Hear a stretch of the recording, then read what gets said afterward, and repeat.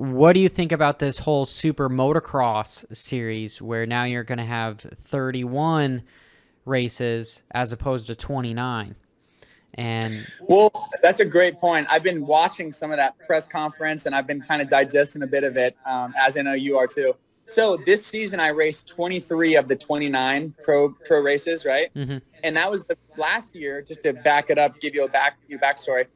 Me being injured, I raced 2 times. I came back and raced 2 nationals just because I wanted to Yeah, so say this to my definitely sponsor, was your rookie season. And to get your yes, two-digit number, your rookie season, dude, like I don't have a hat, but the imaginary one is hats off to you. But continue. thanks.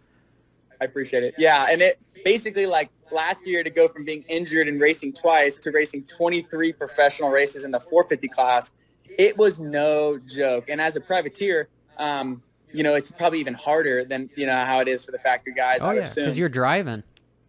Yeah, so luckily we didn't do as much driving this year. We had a sponsor that came on board to haul our bike through TPJ. So Okay. we were able to fly to a lot of the races, which was amazing. But still, there were times we were driving, and I've obviously paid my dues driving. We've Oh yeah. drove across the country more times than I can even count. So I definitely know that we've paid our dues. But yeah, it was brutal. And there was a time in the season during outdoors where, I mean, Supercross too, where you almost start losing your mind. Like, you're flying out, I was like a routine oriented person because, you'd race on a Saturday, you'd fly on a Sunday, you would be, bike ride on Monday, recovery ride, stretch, whatever. Tuesday, I'm back on the bike. You're trying to get a little bit better, and then you fly out on a Thursday, and then sometimes we're doing press day at 5 a.m. on a Friday morning. It was like the weeks flew by so fast, but your body just gets so beat up. And like I said, I'm not at a stage yet where I'm killing it by any means. But, you still, even at the level I'm at, it was really brutal, and it took a big toll mentally and physically. And I think a lot of people don't talk about the mental side of it where, I was just so fried. Like, I remember during outdoors, I wouldn't even ride. Like, the last couple of races, I didn't ride at all for like a month. Like, I'm not kidding you. I would just race and then just go home,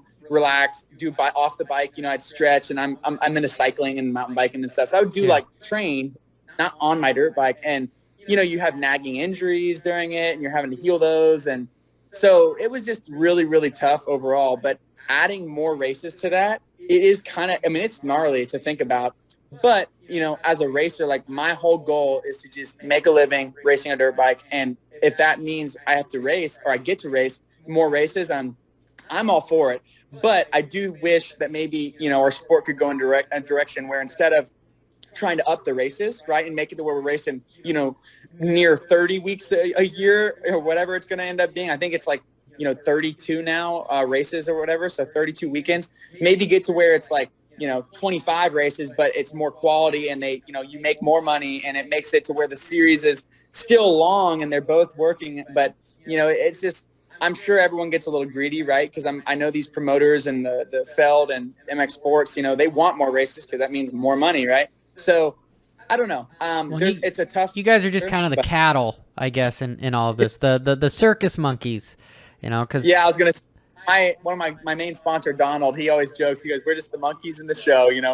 We're just wherever they tell us to go, we go." But yeah, I think that the Moto Supercross, or SMX, I like to call it because I can't ever say the real thing, the Super Duper or whatever. Yeah. I like the Super Duper. Yeah, Supercross championship. I think it's cool for our sport, and I hope to be a part of it. I mean, you have to be top 20. I want to say to be seated in, and then I think they take 21 through 30 or whatever, to like an LCQ to try and get in that last couple spots. So I love the idea of us being able to make more money. Of course, I think that's the benefit is there's been competition, right? So World Supercross coming out, whether they like to say it, admit it or not, I mean, that's forced their hand, right? Like, it's twisted their arm, so to speak. They needed to come out with something to keep these top guys from leaving. So you've got Tomac going to the World Supercross round this weekend, but he's not going to be at the second one. And then, Webb wasn't able to do them. I think the Lawrence brothers got, shut down from doing Anderson it. So, too. Yeah. Kenny lost his ride because of it. Yeah. There's a giant threat going on. It's tough, right? And you just, in my opinion, they're not going to admit that, but obviously, Adam Bailey or whoever is putting those on, we should all be thanking him as privateers because he's probably they're opening up doors, in my opinion, in the future for guys like myself. And if I can continue getting better, of course, that's the one common denominator is I have to have the results and I have to prove myself, of course. But if I can get to a higher level, I think something like World Supercross or even this, the combined, whatever that Supercross series The Super Duper. The Super Duper.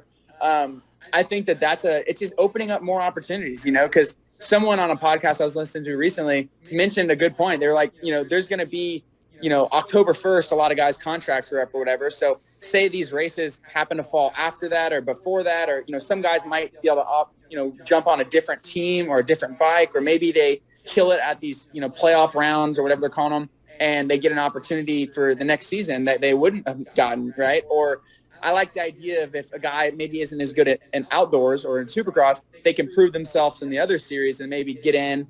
There's a bunch of ways to look at it. Yeah, because there's no whoops, it looks like, on the track. And, there's just some riders are incredibly technical. Some riders are just WFO. They can just close their eyes and just hammer through stuff. No, Adam Bailey at World Supercross, they have changed the whole dynamic because you guys are going to make more money, which is great. And if you look at the World Supercross riders right now, there's a lot of privateers that are on teams for these two races. But I do have to a little hesitant because every privateer or the majority of the riders I talk to, they're just like, just what you said a few minutes ago, that, dude, not only is it taxing on your body, you need time to go get a surgery on your shoulder or your wrist or something. And then there's times that you just don't want to even touch a motorcycle because they're kind of riding you guys hard and putting you guys away wet and then expecting you guys to jump back on January 1st to go do it again. Yeah. Well, yeah, absolutely. I mean, I finished Supercross, right, at Salt Lake City or whatever it was. And I'm like, okay, great season. Such a big leap forward for me is just being able to make some main events and all that. I'm pumped about it. And then you get, I think it was 2 weeks, and then we're at Fox Raceway or wherever the first round was. I don't even remember. And I mean, you're jumping into a new series of outdoors so soon. I remember I hop on, I'm at, Fox Raceway or whatever for the first round of outdoors. And I hadn't even really rode outdoors. I just pretty much was letting my body recover from Supercross for those 2 weeks. And, I was drinking beer and eating whatever for a couple of weeks. I was like, I'm just trying to relax. Just staying in third gear, not shifting the motorcycle anymore. Absolutely. So it's you got to look at it from different point of views. For some people, they're just ready to get into outdoors and they're so excited and they just want to jump right in if they're not racing all Supercross. Let's say maybe they only dabble with Supercross. A lot of privateers that do outdoors, they're not doing the full Supercross series mostly, right? They either pick one or the other. So the West Coast or East Coast usually. Exactly. And as you know, there's a lot of privateer motocross racers that are just motocross. They don't even touch Supercross. So there's a bunch of ways to do it. I just think that it's going to get to a point where you're going to burn out everyone, right? I mean, but at the same time, if you can be justified to burn yourself out because you're getting paid well, yeah, it's sign us up, because ultimately I think that all of us just love the sport and we love riding. And, for someone like myself, I would just love for that to be a reality where, every year you're just able to, even if I'm not on a team, maybe make enough money to where if I'm not getting enough support, I can be a good privateer and that fits into some slot in our sport. Whereas nowadays, it's you're either a factory rider or you're like a Joe. You're like a privateer that's just struggling, it seems like. So it would be kind of cool if maybe these new series open up a new window for guys like myself where, we fit in, where maybe if you're not a top 3 or top 5 or top 10 guy or whatever, but you're close to it, you're able to maybe find a new home somewhere in one of these race series. Make sure to subscribe and hit that notification bell. Full episode will drop later this week.